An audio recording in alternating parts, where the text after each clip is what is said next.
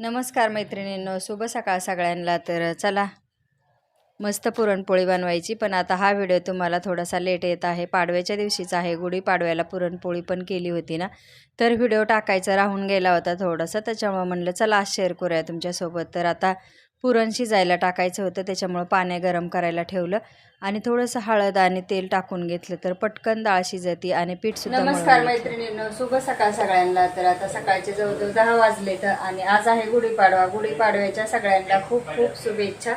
नवीन वर्ष.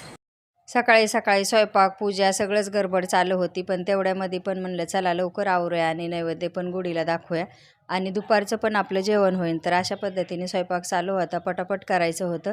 पुरण वगैरे शिजवून घेतलं, येळवणी पण काढून घेतलं आणि कटाची आमटी बनवायची आहे, त्याच्यासाठी मसालासुद्धा भाजून घेतला, पीठ पण मळून घेतलं. असं पटापट चालू होतं. तर गूळ टाकून घ्यायचा, त्यात थोडीशी विलायची पावडर, सूट पावडर ती पण टाकून घ्यायची. मस्त पुरण गरम करून घेतलं. त्याच्यानंतर मसाला वाटला आमटीचा. तर इथं मसाल्यामध्ये थोडंसं पाणी टाकून बारीक करून घेते. त्याच्यानंतर लगेचच कुरडई, पापड, भजे हे पण तळायचं काम चालू झालेलं आहे.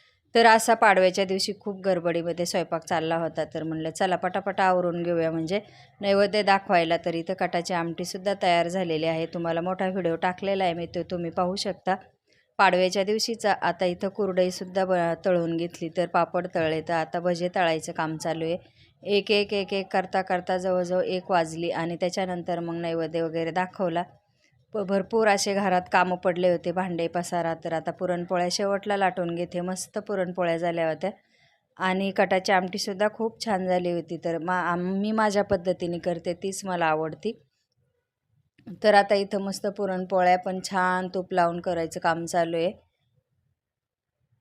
थोडंसं चांगलं तूप लावलं ना तर मग चांगली पोळी पण मऊ राहते. तर असं होतं गुढीपाडव्याच्या सणाच्या दिवशीचा नैवेद्य. तर आता इथं ताट भरून नैवेद्यच ठेवायचं आहे आणि नंतर जेवणं करायचे. तर चला मग चॅनलला सबस्क्राईब करून घ्या आणि लाईकसुद्धा करत जात जा. आता हे गुढीला नैवेद्य ठेवायचा आणि नंतर तोच नैवेद्य जेवायला द्यायचा.